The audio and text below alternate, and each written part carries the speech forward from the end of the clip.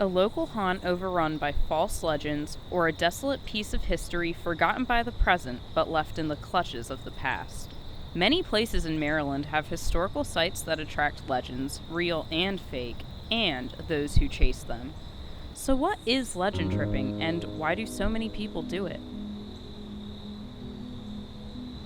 Legend tripping is an activity that is typically engaged in by young adults and adolescents, teenagers mostly, whereby after they hear a story, typically told by some friends, about a certain place where maybe there's a potential for extraordinary things to happen or for maybe a paranormal experience. If you go there at maybe a certain time and you go through certain steps, that's legend tripping. So you go there, you perform these actions, and see if you get to have the same experience that other people had.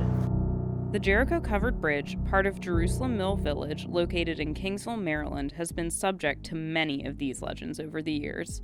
It was built in 1865, and since then, its various ghost stories have been perpetuated throughout the local area. Jericho Covered Bridge is something Patrick and I have known about for a long time, and it's ultimately what inspired us to make this documentary. So here's where we start on our journey of legend tripping. The Jerusalem Mill Village actually got its start in the third quarter of the 1700s. And the covered bridge, the Jericho Covered Bridge, was built in 1865. Two legends that I've heard regarding the Jericho Covered Bridge. One is that slaves may have been hung from the bridge during the Civil War. That's actually impossible because the bridge was built in December of 1865, which was after the end of the Civil War. And there's a long-going oral history that suggests the bridge may be haunted by a female ghost. But again, there's absolutely no evidence of that. And I do understand several supernatural investigators have been here and found nothing.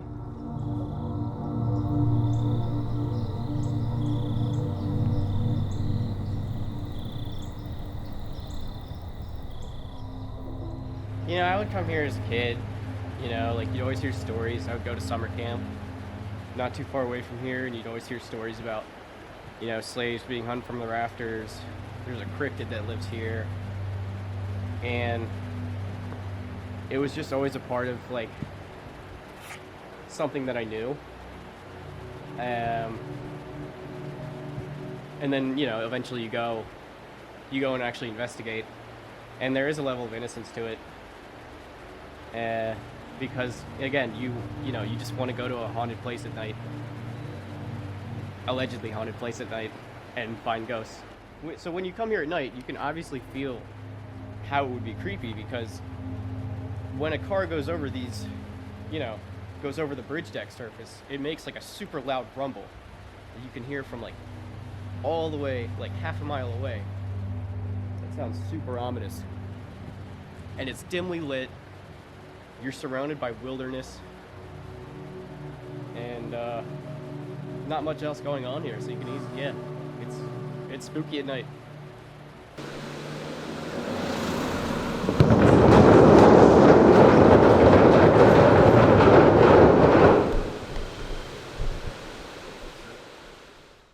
The unfortunate thing about also is there are sometimes legends which are not true. These false legends vary from the humorous to the really kind of to the silly side, to also to sometimes very ugly. The adverse effects that I've seen in the last 12 years it could be as mild as some graffiti, and this graffiti could be nothing more than some political statements, some racial indications, some religious things, salt shakers being used to create pentagrams, but then it also sometimes migrates into nooses being hung from the rafters, and unfortunate other signs of hate messages. It can affect a historic place in a couple of ways. So one is just the fact that people are there, and it's after hours. Usually it's unsupervised. Usually it's kind of a party atmosphere. So there's typical littering, and often there's graffiti or tagging that occurs. I think there are several reasons why people legend trip. I don't think that anybody necessarily has a single reason for doing it. It can be because they, have heard a legend and they want to participate. They want to see if they can have the same extraordinary experience. There are those who go because they maybe don't believe this could possibly be true, and they want to disprove it and do all the actions and say, see, nothing happened. And then there's, I'm sure, no shortage of people who go just because all their friends are going and it's something to do on a weekend night. On legend tripping, actually, I used to go legend tripping a lot when I was in early high school.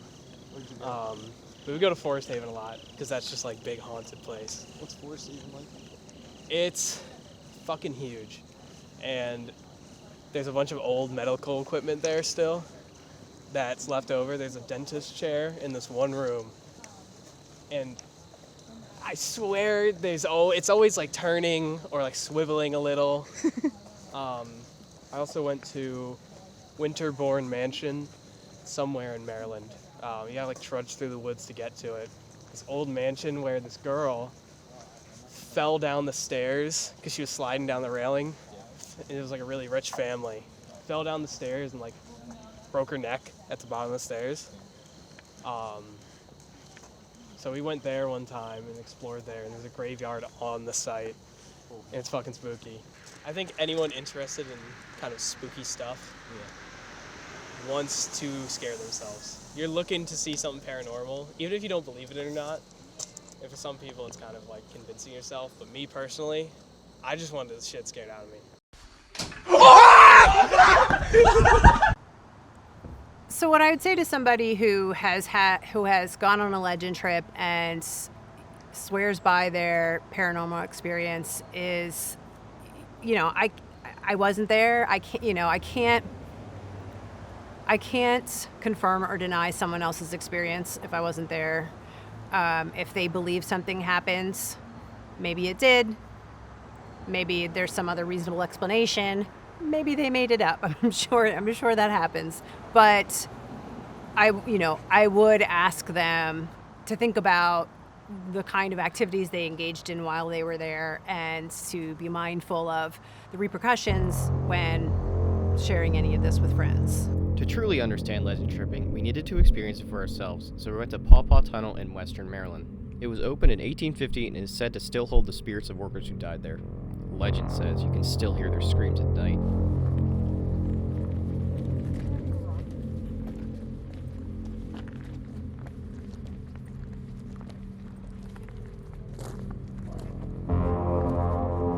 I almost was tempted to add that. You should. But there's still so much more content I feel like that could have been added.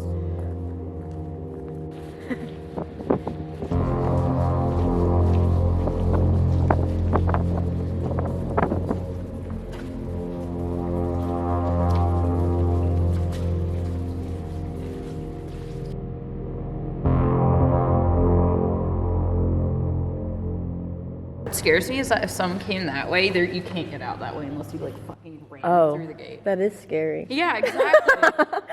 If someone appeared that way, then that would scare me more, because how'd they get in? Oh, look, let's get some of this graffiti here. Yeah. That's something that a miner drew when they died. You guys know how to whistle? I can't whistle, but I can make this noise. You're not supposed to whistle in the woods at night. It's bad. Native Americans said so. Really? Yes. Well, I don't know how to whistle. Oh, yeah. This is the noise I can make. Well, don't. No, stop.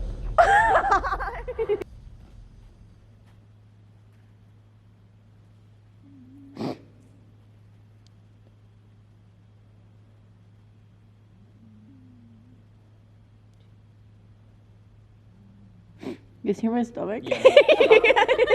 We're gonna see if there's ghosts, because we're professionals. It's commonly used To find ghosts. find ghosts. Like on my favorite travel channel show, Ghost Adventures. It's $20 on Amazon. It's legit. Just like I see it on the shows. If there's anyone here, can you show us a sign?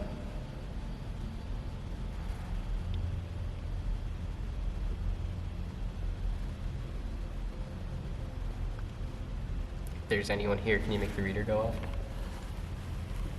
Alright, I'm gonna try asking questions because I think ghosts might like me. If anyone's here, please make the reader go off.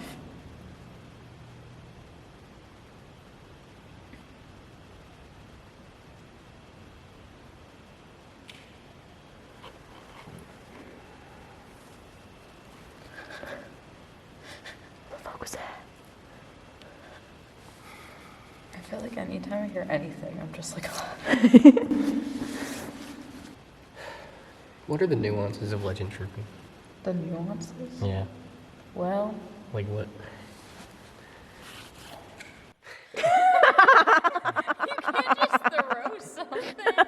Tell excitement and fear are the same thing. It's like the feeling you get inside yourself.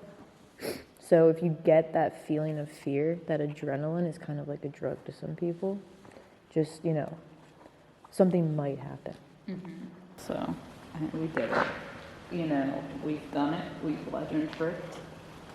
This is what it's all about. It's discovering scary places with bats. Yeah.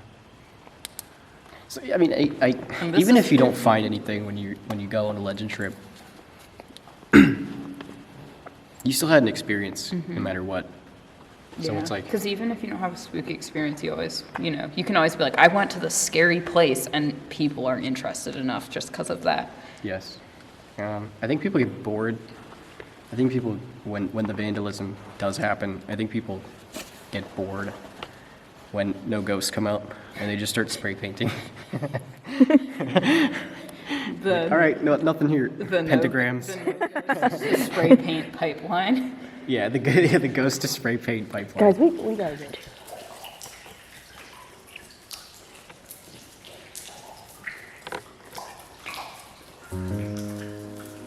I believe there is a middle ground to deal with historical structures and legends. I encourage and I welcome investigations into the history. We learn something about this village that's 300 years old almost every week, if not every day. I think it's possible for real history and legends to kind of coexist and complement each other. Say, for example, here in Jerusalem Mill, there's a museum, and that museum talks a great deal about the very long and wonderful history of the mill town. But if you think about it, this legend tripping that's been going on for a great number of years is actually part of the site's history as well. The fact that these people are coming here and they're engaging in these activities, that's also part of its history, whether you like it or not. So I think that maybe considering ways to tie those legends into some of the displays, to work that in as part of what this overall wonderful resource is, can help people learn more about it. And it doesn't always have to be, nothing but the facts. It can be, here's some other wonderful stories and legends and things that have sprung out of the relationship of people with the resource.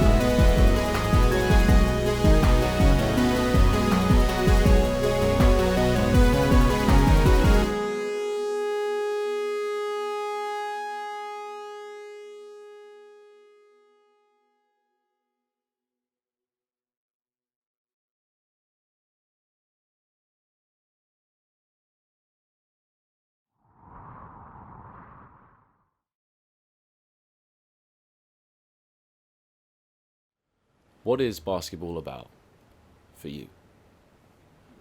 You know, for me, basketball is everything. Basketball literally saved my life in a moment where I didn't really have direction. I didn't really know what I was doing. At first, I didn't even love the game. I think the game started in my family. My father played collegiately at George Washington, and my brother played as well. I didn't even really want to play. And when I started playing, I was terrible. Okay, one more time. So first things first in a matchup, what do you have to do? I don't like undisciplined plays. I don't like it. I don't understand why we have so many bad habits that we have to reach and we have to do this stuff. It loses basketball games. I love to win at everything I do, every single time I wake up in the morning.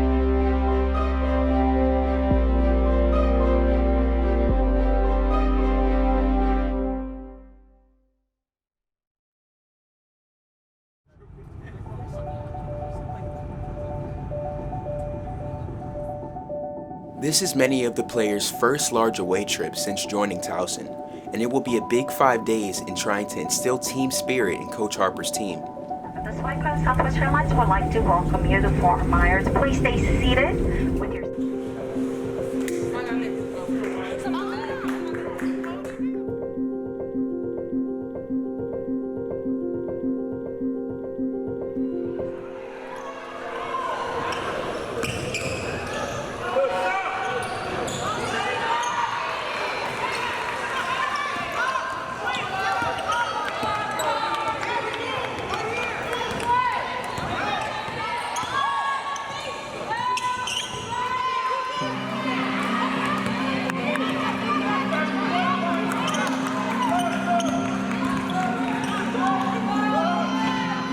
Both teams make a slow start, and by halftime, the scores are only 25-25. The points are shared evenly around the team. And though they are performing well on defense, the girls are yet to find their stride in front of the bucket.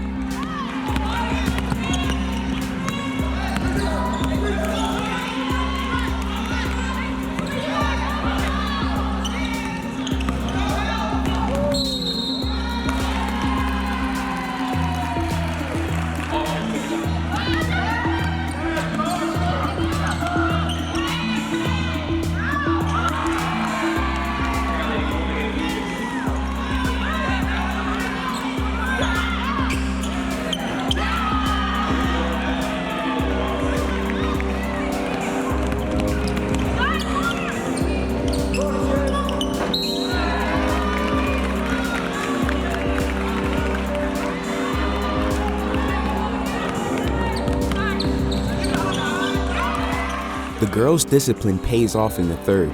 They hold off DePaul from scoring for over 5 minutes, and Towson capitalized by scoring 15 unanswered points. DePaul continued to fight, but Coach Harper's game plan has run them off the court. Towson continued to score consistently through the fourth, and at last get the victory they've been searching for all week.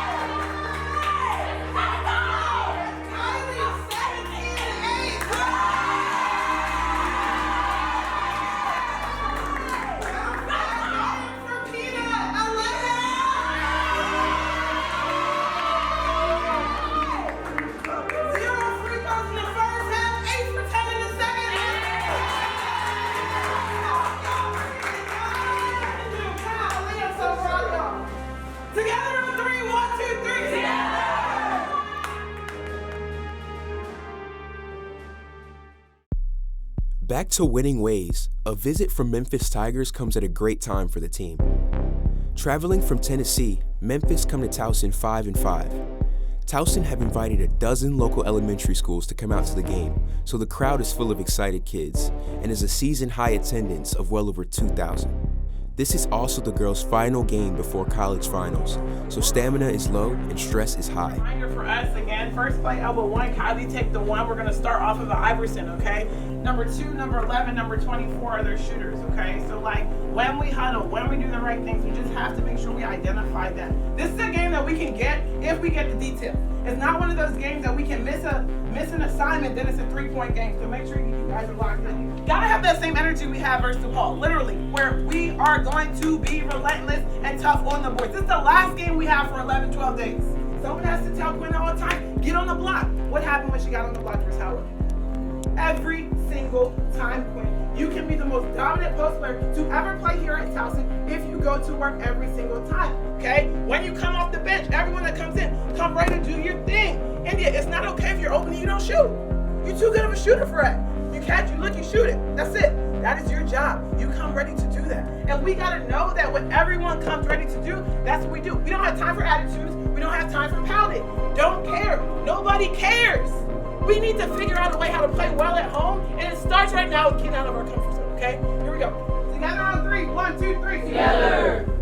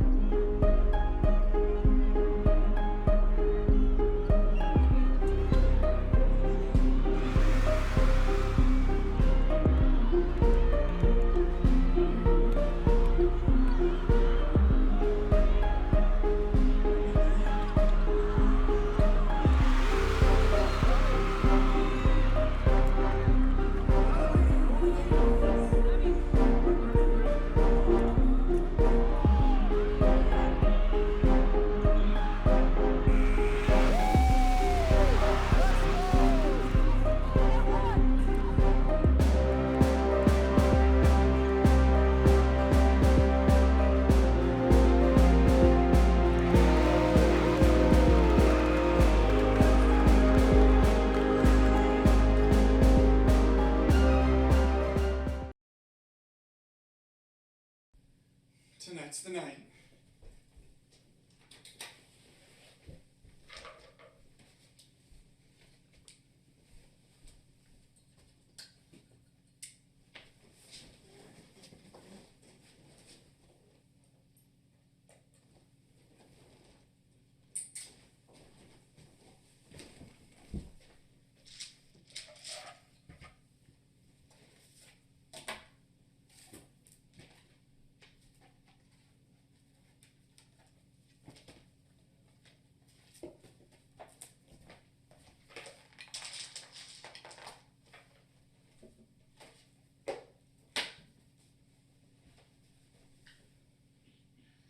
It's finally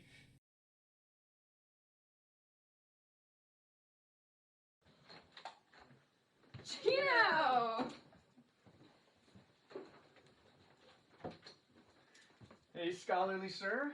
Excited for California? Oh, hardly. I'm counting down the days, man. Come on, Dork and Dork here. No school, no adult talk tonight. This might be one of our last chances together. We are here for one thing only. For revenge. Whew. Oh, compatriots, friends, allies, we gather here tonight to defeat the Orc Empire!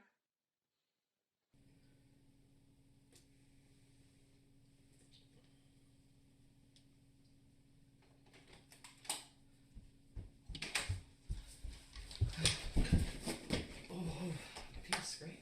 Yeah, everyone dies. Sorry for being late, guys. I know that we're trying to have as much time as possible for business and all. Dude, I even reminded you.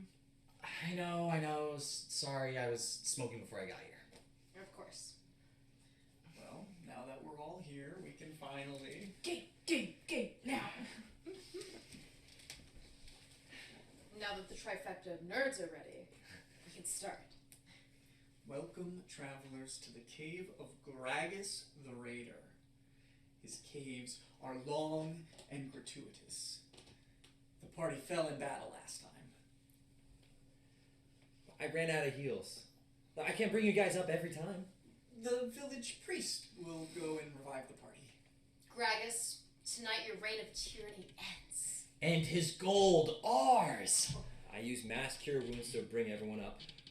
So instead, maybe this time it's rushing in. We could try it. Now you have healing. But before, when I had to fight off all the enemy attacks alone, you didn't have anything. Again, I told you, I only have up to 100 feet on heals. Maybe if we didn't get hit by Blake's fireball. It's my best spell. Comrades, don't fret. Gragas won't expect our blades if we jump him stealthily and carefully. So your plan is to run in like you did before, but stealthily. I have nothing. Sorry. Stealth it is. All right, everybody roll for stealth. Stella the Rogue throws their dagger, hitting an orc guard in the eye. Blood spills out everywhere as it drips down to your feet. Surrounding you, blood and bodies to your waist. Can we take a break? I gotta go pee. Yeah, of course.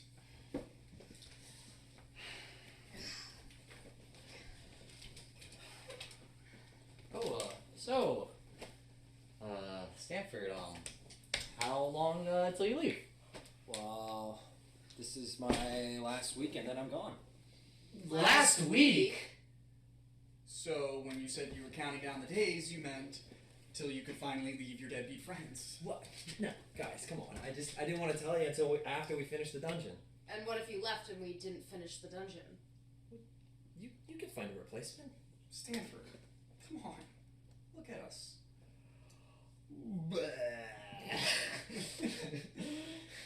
I don't know what I'm gonna do without this group of adventurers. Oh, but you'll have me, and you'll have Brooke. Dude, I smoked with you one time and you can't keep a fucking secret? What happened to you moving to Florida with...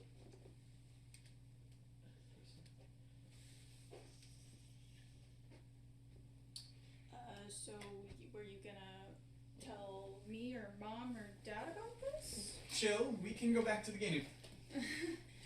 What were you gonna do with those college funds? Travel to Asia, learn some Chinese, marry a rich real estate guy. I mean, I have a plan. I'm not just winging it. It sounds like a winging it plan. And you're smoking with Blake now.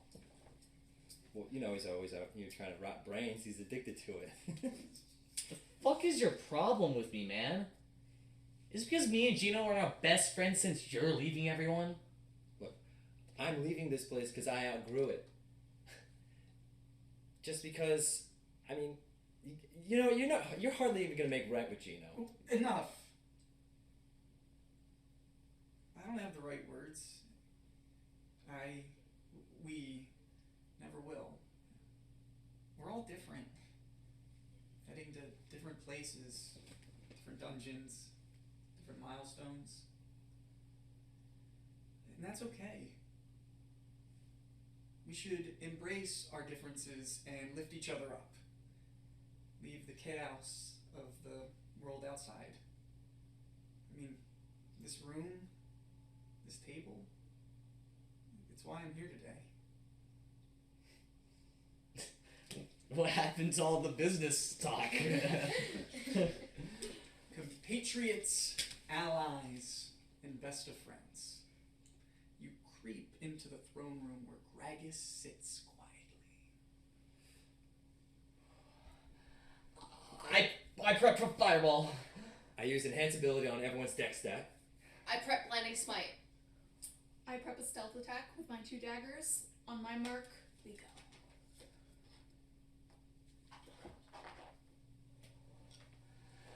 The priest lifts up their staff, which lets off a radiant blue hue. Then Gragas is scorched by a fireball. Then the paladin brings their hammer down on his back, which cracks the ground beneath him and brands him. Gragas goes to lift his hands, but as he does, 2 flaming daggers pierce through them. Gragas falls to the ground, burnt to a crisp. The other orcs flee the scene. The adventurers have beaten